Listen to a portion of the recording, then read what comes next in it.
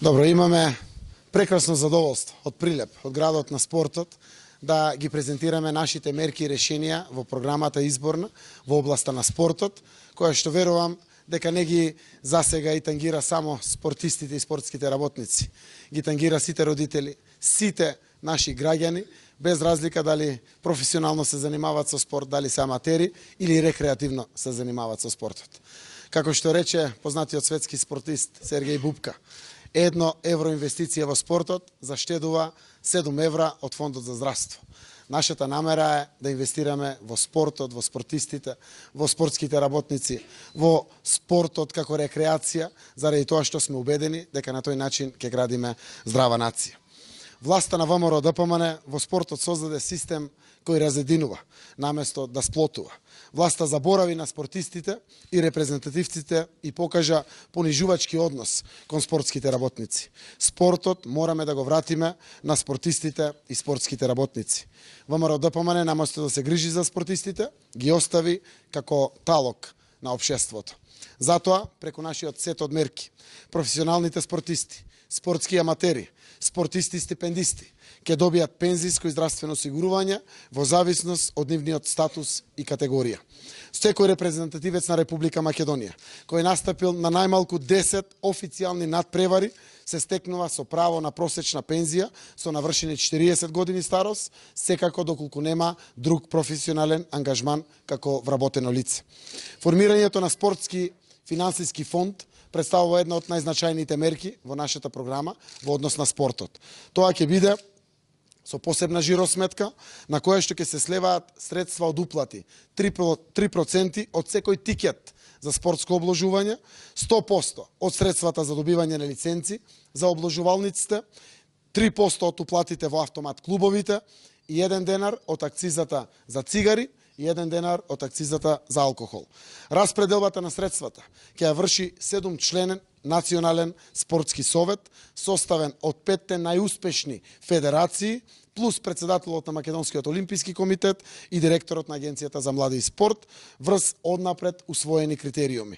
Наместо до сегашната законска наметната форма на регистрација на клубовите во акционерски друштва, предлагаме укинување на задолжителната обврска за регистрација на спортските клубови во АД со оставање на можност самите спортски клубови да ја изберат формата на нивна организација, но не исклучувајќи ја можноста да продолжат да функционираат како акционерско друштво.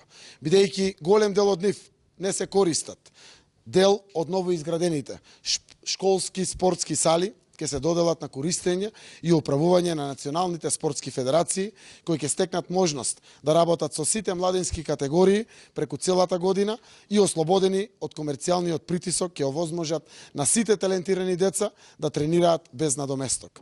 Ќе изградиме дом на спортови, како спортско-деловен комплекс, во кој ќе се сместат сите национални федерации, вкупно 32 на број, денеска или 25 активни, кои немаат свое седиште, а воедно ќе се рационализираат трошоците за тековно работење на истите. Истовремено, секој правен субјект ќе добие можност до 40% од данокот на добивка да го инвестира директно во јавните дејности пред се спортот. Што значи тоа? Тоа значи, ако некоја фирма има 1 милион евра добивка за плаќање кон државата, 600.000 евра ги плаќа како данок на добивка, 400 милиони евра или 400.000 евра или до 40% од данокот на добивка ќе може да го инвестира директно во спортот и спортските клубови, репрезентациите или слично. Моделот на кој што ќе го правиме е на почетокот на годината Министерството за финансии, рангирано по категории на сите спортски клубови, ќе им издаде ваучер согласно лигата во која што се надпреваруваат, масовноста на спортот или слично. Ваучерот ќе биде 25.000 евра, 30, 300, 500.000 евра, се зависи од рангот на спортот и масовноста на спортот во кој што постои самиот спортски клуб.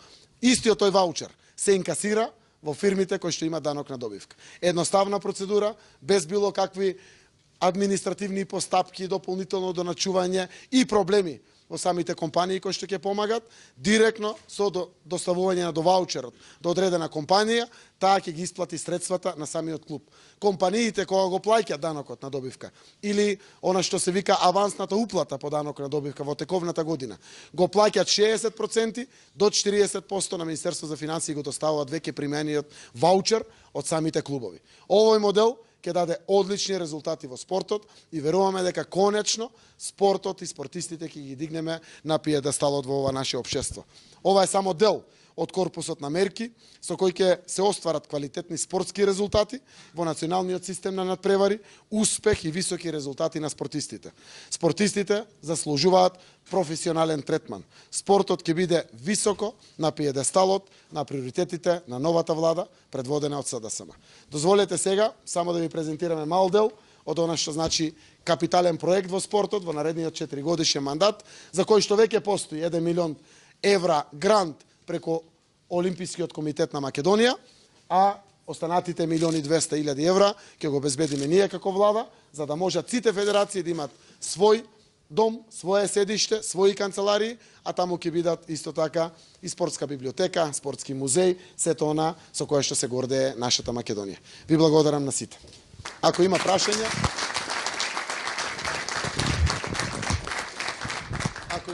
повелете, ако не да продолжиме со презентацијата.